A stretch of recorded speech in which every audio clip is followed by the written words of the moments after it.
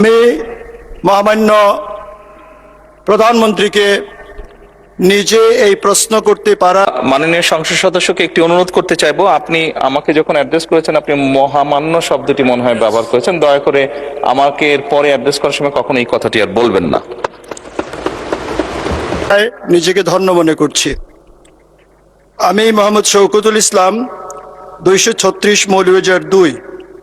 মাননীয় প্রধানমন্ত্রী, অনুগ্রহ করিয়া বলিবেন কি পরিবার ও জনস্বাস্থ্য নিয়ে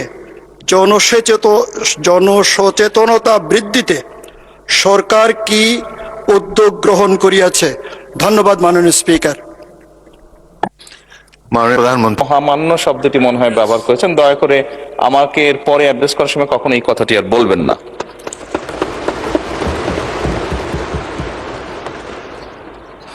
মাননীয় স্পিকার, পরিবার এবং জনস্বাস্থ্য বিষয়ে জনসচেতনতা বৃদ্ধি করার জন্য বর্তমান